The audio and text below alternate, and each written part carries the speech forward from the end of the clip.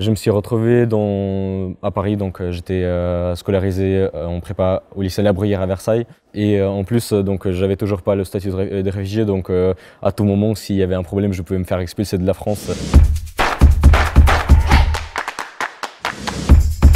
Je m'appelle Ruslan, j'ai 21 ans, je suis étudiant à HEC Paris. Je suis tchétchène, je suis né à Moscou en 1998 et il y a 6 ans, je suis arrivé en France en tant que réfugié. 2 semaines avant mon arrivée, j'aurais jamais pensé qu'un jour je parlerais français, que je serais en France. Et un mois après cela, j'étais dans un milieu très défavorisé, disons,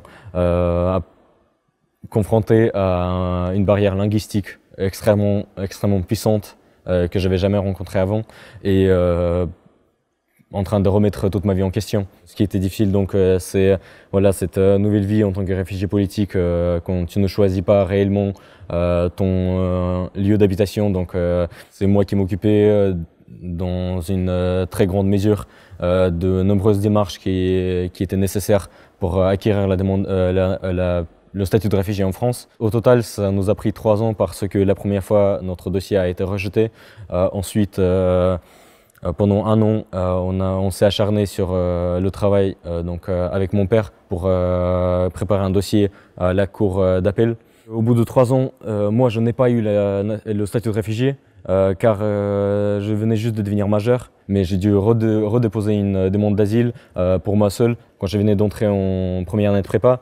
Je me suis retrouvé à Paris, donc j'étais scolarisé en prépa au lycée La Bruyère à Versailles. Et en plus, j'avais toujours pas le statut de réfugié, donc à tout moment, s'il y avait un problème, je pouvais me faire expulser de la France, contrairement à ma famille. Donc en ce qui concerne l'arrivée en prépa, mon niveau de français à l'époque était déjà, pour moi, il était déjà assez bon. Peut-être je manquais du vocabulaire parfois à l'oral, dans les conversations je pouvais oublier des mots, mal construire la syntaxe des phrases, etc. Mais je me souviens, je pouvais passer toute la soirée sur quelques pages alors qu'aujourd'hui ça vient beaucoup plus facilement. Et donc ça a été une grande barrière à mon arrivée en prépa. Et j'ai pas dû, mais j'ai pris la décision d'abandonner un peu les maths, ce qui a été une grande erreur. Abandonner jamais les maths en prépa ECS. Et il a fallu prendre des décisions, il a fallu s'adapter. La vie se passait comme ça. Ma demande d'asile a été acceptée au cours de ma première année de prépa.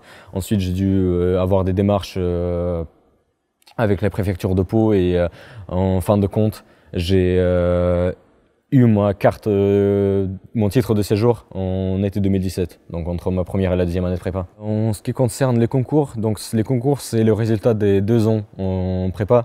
Ce qui a été un prétexte pour les difficultés que j'ai eues au concours, c'est les difficultés que j'ai eues pendant ma scolarité en prépa. Et le problème, c'est que l'internat dans ma prépa fermait le week-end. Comme moi, je ne connaissais absolument personne dans le coin. Toute la première année, j'ai dû faire des allers-retours à 200 km, c'est-à-dire jusqu'à Tours, où j'avais de la famille, des amis, des proches. Et ça a été difficile, parce que je n'étais pas chez moi, je ne connaissais pas les lieux, je devais traverser la ville que je ne connaissais pas le matin, le soir, et je devais cuisiner pour moi, et ce n'était pas vraiment la meilleure ambiance pour les concours. Pourquoi je n'ai pas pris UM Lyon que j'ai eu en carré? C'est très précisément à cause des frais de scolarité. Vous savez, je suis réfugié politique, donc ma famille habite toujours dans des HLM. Mes parents sont RSA et ne peuvent pas travailler parce qu'ils sont non francophones. Ce qui m'a posé problème pour entrer à l'UM Lyon, j'avais réellement envie d'y entrer parce que pour moi à l'époque c'était quelque chose d'inatteignable. Mon niveau, c'était une merveille que mon niveau m'ait permis d'intégrer UM Lyon, parce que je trouve que je n'étais pas réellement à la hauteur en carré. Au dernier moment, j'ai pris la décision de QB, c'était une semaine ou quelque chose comme cela avant la rentrée de septembre 2018. Et donc, comme il n'y avait pas réellement le choix, je pense que je ne voulais plus bouger très loin de Pau. Je me suis dit que je pourrais aussi bien réussir à Pau en travaillant avec acharnement qu'ailleurs. Et donc je suis parti déposer mon dossier au lycée Barthaud à Pau.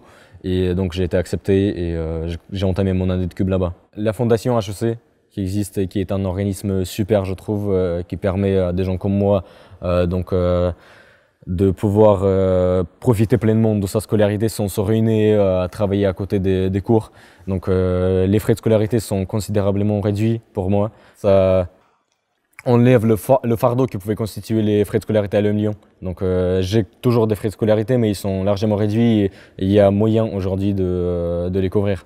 Avec l'aide de ma famille, avec donc l'argent que j'ai mis de côté, je pense que je pourrais le financer. Et ensuite, avec les stages, etc., je pense que pour les années d'après, ça ne posera pas de problème. Au début, je n'avais pas du tout d'argent. Je me souviens, j'avais une paire de chaussures.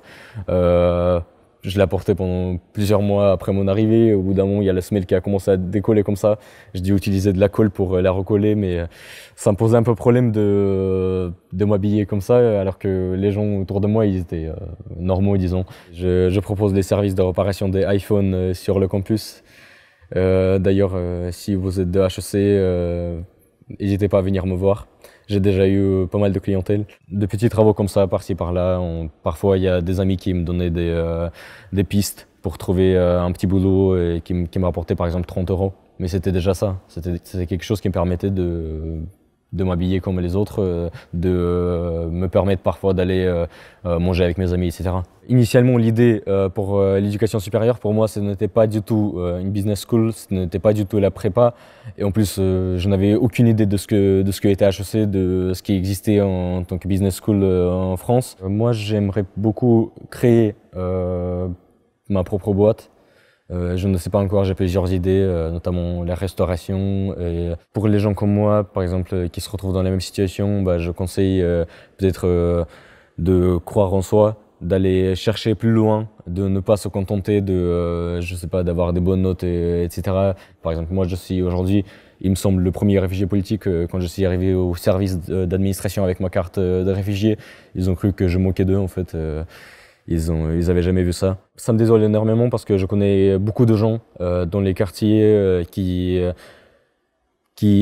ont les compétences requises et qui ne sont aucunement moins intelligents que les gens que je rencontre ici, mais en raison de cette influence sociale qui ne se permettent pas de